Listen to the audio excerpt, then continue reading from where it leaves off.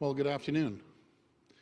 Today, federal officials provided some details about their plans to roll out the first vaccines in Canada. They made a few points very clear. The first vaccines will be approved and available in early 2021. Initial supply will be very limited, and there's still a lot of work left to do. There are many questions left unanswered.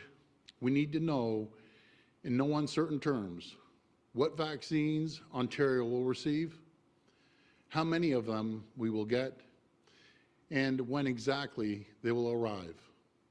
These are three fundamental questions that I've been asking for several weeks now. They remain unanswered. What I can tell you is that Ontario will be ready to do our part, and I should be clear about what our part is. As we know, the federal government is responsible for acquiring the vaccines. They will determine which vaccines we get, how many vaccines we get, and when they come to us. Ontario's role is to have the plans in place, to have the distribution network running smoothly, to get the vaccines where they need to go. Together, we will ensure that every person in Ontario who needs a vaccine, every person who wants a vaccine, will have access to one as we receive them. And I can't stress enough how complicated this task will be. When we look at a province the size of Ontario, and with so many fundamental questions still outstanding, the job becomes increasingly complex and a logistical nightmare. That's why we're putting our best and brightest on the task force. With the support of General Hillier, we have been working around the clock to prepare for all scenarios. And as General Hillier said, we need to have clear plans for infrastructure and supply chains in place the day the first vaccine lands on our soil. For months now, we have had hundreds of officials planning for the day we receive our first vaccines. As General Hillier said, he's amazed at just how much work has been done. And I give all the credit to the Minister of Health, Solicitor General, and their team. But we're taking nothing for granted. That's why, in addition to General Hillier, we're bringing together the best and the brightest for our COVID-19 vaccination task force, which will be announced tomorrow. This task force, our experts, will take a hard, close look at our extensive planning. They will stress test and make sure, beyond a shadow of a doubt, that Ontario will be ready. My friends, this is critical because these vaccines are how we get out and get rid of this pandemic. They're now available. We'll be moving forward, I apologize. They're how we're able to visit extended friends and family. They're how we get businesses back on their feet. These vaccines are how we get life back to normal. And so many months into this pandemic, after Ontarians have made so many sacrifices, this can't come soon enough. Thank you, and God bless the people of Ontario. Now I'll be happy to take questions.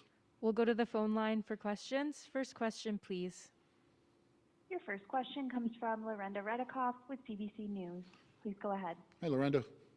The other parties were criticizing you for not announcing yet who's on that task force. I guess you will be tomorrow. Why has it taken that long? Well, let's be very clear. The Minister of Health, Solicitor General, and their teams have been working on this for months. When I first met General Hillier, he had an opportunity to sit down with those teams, and he was amazed on how much work they've been doing. They've been working on this for months right now.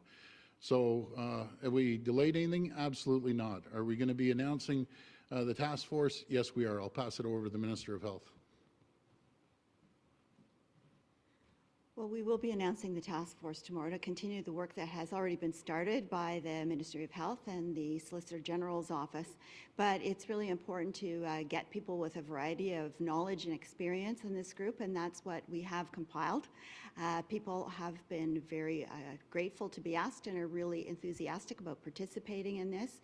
So we have medical experts, we have IT experts, we have people that are involved with communications, dealing with logistics in a military manner. In addition to General Hillier, there's also a bioethicist who's going to be joining the group, which is going to help to make decisions about who is going to receive the vaccination after we get through dealing with people in long-term care homes and our frontline healthcare staff. I think there's no suggestion that we would do anything other than start with them first, but they'll be making recommendations to us as a government about who they think should then be next in line, because this is a program that's going to take a number of months to fully unroll. We've heard that there's not going to be very large shipments coming in. There's going to be shipments coming in periodically, and then we have to make sure that we can make sure that the appropriate people are vaccinated. So thank you. Follow-up? To another issue, excuse me, looking at the outbreak situation with long-term care homes, there's one in Whitby, Sunnycrest Nursing Home, where they have 136 residents, 111 are currently positive for COVID-19. What's happening at that home, and what is your government going to be doing? I'll pass that over to the minister. It is a very concerning situation. I am very familiar with Sunnycrest Nursing Home in Whitby, and they do have a large breakout. But I understand that they have been working with the local hospital, with Lakeridge, and that Lakeridge is going in and is going to take over control on a voluntary basis. This is an agreement that has been reached with Sunnycrest to help get the situation under control, to make sure that the residents are cared for. If they need to be transported to hospital, of course, they will be taken to hospital, but they will be assisting with procedures there, infection prevention and control, and whatever else needs to be done to bring the situation under control and to help the residents get well. Next question. Question comes from Haley Cooper with News Talk 1010. Please go ahead. Hi, Haley. Thank you. Hi, Premier. We wanted to circle back and get an update on your conversation with the CEO of Pfizer on Monday. Just wondering what you two discussed. Were you given any assurances, that kind of thing? Yeah, no, it was a great discussion with the CEO of Pfizer. We are going to get it. They couldn't give us an exact time. It is going to go through the federal government, so we're waiting for the federal government to give us an exact date. And I go back to, when are we getting it? What type of vaccine are we getting it? And how much are we getting? It's absolutely imperative we find out those three questions. Follow-up? Thank you. And my follow-up, are you and the Health Command table in talks perhaps internally or on a national level about possibly reducing the time people need to self-isolate from 14 days to 10 days as the CDC has done? Yeah, so we're working on that right now, but the best person to answer that is the Minister of Health. Thank you. Well, yes, the CDC has come forward with a recommendation about reducing the number of days for quarantine, and that is something that we're studying right now with the Chief Medical Officer of Health, the Public Health Measures Table, the Command Table generally dealing with health matters. So there isn't an answer on that right yet, but it is something that we are actively looking into right now. Next question. Your next question comes from Laura Stone with the Globe and Mail. Please go ahead. Hi, Laura.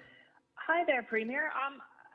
You say you've been working on this vaccination plan for months, but you're still not announcing anything today. Why are you delaying the announcement of this task force? And we know that other provinces have given some details of what they're doing, such as when you'll be receiving the first shipment, who in the province will get immunized first, and what is the goal for percentage immunization in the province. So can you please answer those questions as some of your colleagues across the country have done?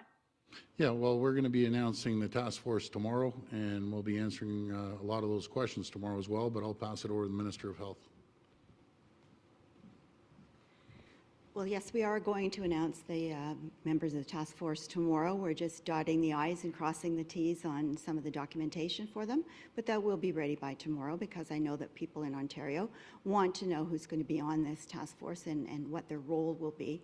In terms of some of the measures and discussions that have been led by some of the other provinces and information that they've released, we want to make sure that the task force has the option to consider the work that's already been done, make their final recommendation to us before we then go forward and make announcements to the public. So we have to do this in the appropriate order, and it starts with the announcement of the task force tomorrow. Follow-up? So why wasn't this started earlier? The feds now say provinces should be ready by December 14th. You're delaying this task force. If you had to sign some paperwork, I mean, why wasn't this done before December? That this would be happening early next year. So, are you able to explain to the public why it is that Ontario can provide no details right now about what your immunization plan is? Well, what I can guarantee the people of Ontario, we will be ready. As sure as I'm standing here, we will be ready. We have a phenomenal team. We have a phenomenal leader with General Hillier leading the charge per se. And we're ready, we're organized, and as soon as they land on our soil, they'll be shipped out right across the province. But again, I'll let the minister follow up on that.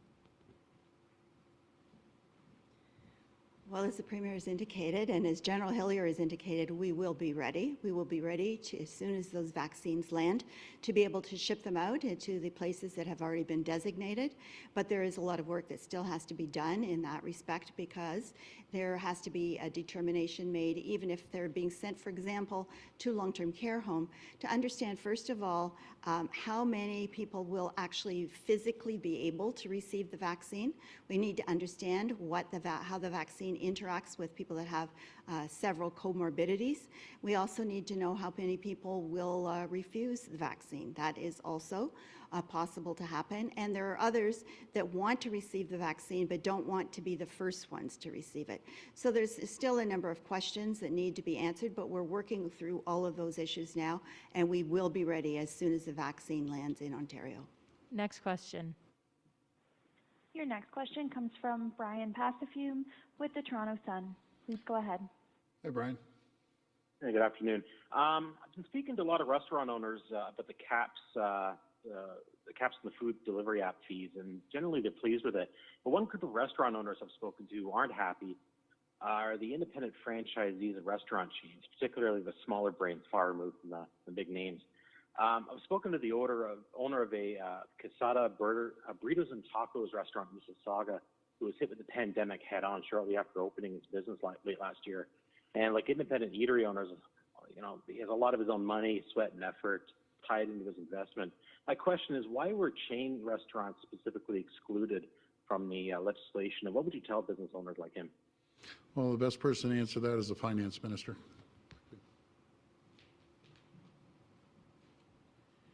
Thank you very much for the question. So, restaurants have within the various zones, as required by these necessary public health regulations, been treated the same. We've, of course, provided a number of supports for restaurants. One of the ones, first and foremost, that was so helpful for them was about the delivery of alcohol. But in terms of the actual supports that have been provided, and in terms of the rules of operation, they've been dealt with under a similar, very same, depending on the nature of the restaurant. Of course, some restaurants are set up for takeaway exclusively. Some have larger seating capacities, and those seating capacity requirements would affect different restaurants differently. But we've made sure that the rules are the same, because the rules are based on public health requirements, and those public health requirements are what's driving this. We have to make sure that we have a healthy population. Underlying success for our businesses and success for our economy is going to be making sure that we beat COVID-19, and that's why we have to take these difficult but really necessary public health steps. Follow-up? This is my follow-up. I just, with respect, you didn't really answer my question, is why were restaurant chains excluded?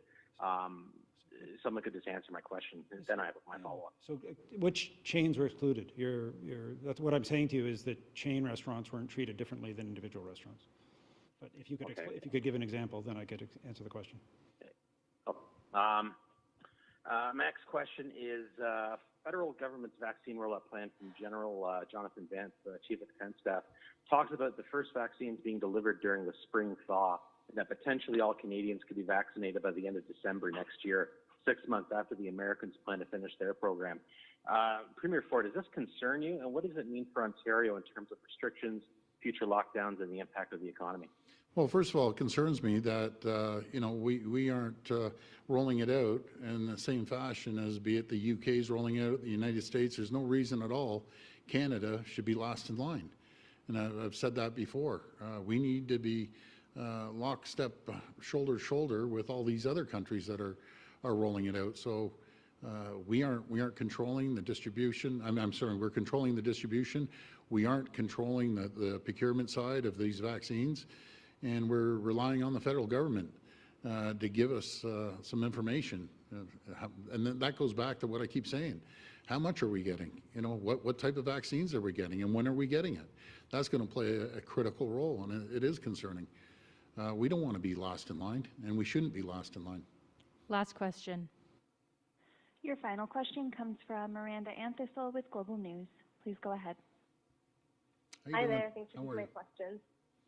So my first one is the Ontarians with Disabilities Act Alliance has written an open letter to your government about transparency on how decisions will be made when it comes to prioritizing life-saving treatments and who will get them if hospitals become overwhelmed. So will this information be released, and how does the government plan on prioritizing life-saving treatments? I'll pass that to the minister.